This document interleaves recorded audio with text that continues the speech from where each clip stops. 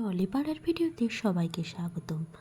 আর আজকের পর্বে রানী আর দুর্জয়ের বিবাহ হচ্ছে, আর এই বিষয়ে জানার জন্য ভিডিওটি না টেনে শেষ পর্যন্ত দেখতে থাকুন। আর আজকেই তো শেষ এপিসোড, আর এই এপিসোডে দেখা যাচ্ছে যে বিয়ে শুরু হয়। তখন রিতম এসে বলে পিঁড়ি ধরতে তো 4 জন লাগবে। তখন সেই মুহূর্তে সেখানে আদিত্যবাবু আসে আর বলে আমি তো আছি। তারপর দুর্জয় গিয়ে ক্ষমা চায় আদিত্যবাবুর কাছে আর বলে যে আমাকে ক্ষমা করে দিন আদিত্যবাবু। তখন আদিত্যবাবু বলে ক্ষমা চাওয়ার দরকার নেই, আর তুমি আর রানী নতুন জীবন শুরু করেছো, আর আমি এতেই খুশি। এরপর সেখানে পিকলু আসে, পিকলুও ক্ষমা চায় দুর্জয়ের কাছে। এরপর বিয়ে শুরু হয়, আর সেখানে সেই সময় অনিশা আসে আর মনে মনে বলে আমি তোমাকে সুখী হতে দেব না রানী। আমি যে জ্বালায় পুড়ছি তুমি তার থেকে 10 গুণ জ্বালায় জ্বলে পুড়ে মরবে আজ। আর বলে গুড বাই। এই বলে সে বারবার রিমোটটা টিপতে থাকে, কিন্তু ব্লাস্ট হয় না। এরপর যখন ব্লাস্টটা হয় না, অনিশা তখন রেগে মেগে একটা ঘরে চলে যায় এবং সেখানে গিয়ে বলে Anisha you can not fail. তারপর সে বন্দুক নিয়ে যায় সেখানে বিয়ের মণ্ডপে আর বলে বাস বিয়ে বন্ধ কর তুই দুর্জয়, তোকে আমি কিছুতেই রানীর সিঁথিতে সিঁদুর পরাতে দেব না। তখন সবাই অবাক হয়ে যায়। তারপর রানী বলে অনিশাদি মাথার চুল কেটে ফেলে ছেলে সেজে ইভেন্ট ম্যানেজারের ছদ্মবেশে ঢুকে এসে আমাকে আর দুর্জয়কে মারার জন্য, কিন্তু রানী তো সব প্ল্যান ধরে ফেললে। তখন অনিশা বলে আমি যতদিন বেঁচে থাকবো রানী ও দুর্জয়কে কোনোদিন এক হতে দিতে পারবো না, আমি হতেও দেব না।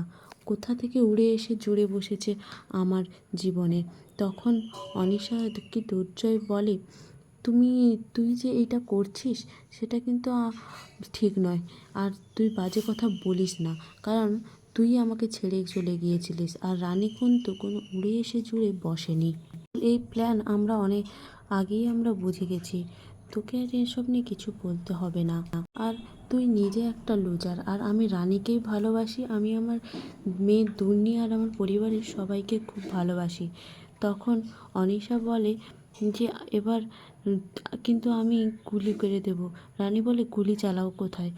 অনিশা বারবার গুলিটাকে চালানোর চেষ্টা করে, কিন্তু বন্দুক থেকে আর গুলি বের হয় না। রানী তখন বলে ওখানে তো গুলি নেই, আমি তোমার সব প্ল্যান আগে থেকেই বুঝে গেছি। তো আর এ ব্যাপারে আমাকে পিঙ্কি বৌদি খুব সাহায্য করেছে। পিঙ্কি বৌদি বলে যে এই ইভেন্ট ম্যানেজারকে যখন আগে জয়েন করেছিলাম তখন কিন্তু এই ইভেন্ট ম্যানেজারকে আগে কখনো দেখিনি।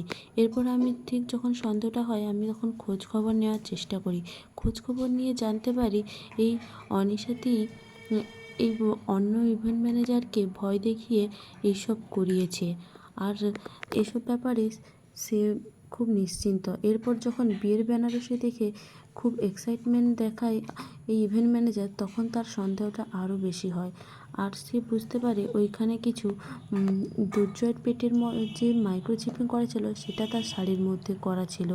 এরপর যখন পুলিশ এসে বলে যে এই ছোটো চুল কেটেছে এইভাবে, তখন সেটা নাকি জানতে পেরেছে এবং সে আরও নিশ্চিত হয়ে যায়। পরে সবাইকে গোটা বিষয়টা জানায়, আর রিতম তাকে বলে যে জামা কাপড় দিতে, আর সে যেন সেই জামা কাপড় পরে আসে। আর সেই সুযোগে রানী ওই অনিশার ঘরে গিয়ে সেখানে চুপচাপ লুকিয়ে থাকে এবং দেখে যে ওটা অনিশাই, সে আরও নিশ্চিত হয়ে যায়। আর সেই সুযোগে সে কী করে রিমোটটা পাল্টে দেয়, যার জন্য সে ব্লাস্ট করতে পারেনি। আর সে বলে যে আমি জানি তোমার প্ল্যান এ কাজ না করলে তোমার প্ল্যান বি তো সবসময় রেডি থাকে, তাই আমি এই বন্দুক থেকে গুলিটা সরিয়ে দিয়েছি এই বলে। তারপর রানী বলে পুলিশ অফিসারকে ডাকতে। তারপর সবাই পুলিশ অফিসারকে ডাকে এবং পুলিশ অফিসার তাকে অ্যারেস্ট করে। আর সে বলতে থাকে যে আমি তোমাকে ছাড়বো না রানী, আমি যতদিন বেঁচে থাকবো তোমাদের সুখী হতে দেব না। তখন সবাই বলে যে এই অনিশাকে অনেক শাস্তি দিতে, এ যেন কোনো দিন আর জেল থেকে না ছাড়া পায়। এরপরে দেখা যায় যে অনিশাকে পুলিশ অ্যারেস্ট করে নিয়ে যায়। তারপর রানী আর দুর্জয়ের শুভ পরিণয় হয়। তো আজকের পর্বটি এইটুকুই। ভিডিওটি ভালো লাগলে একটা লাইক করে দিও। দেখা হচ্ছে পরবর্তী নতুন কোনো পর্বের সঙ্গে।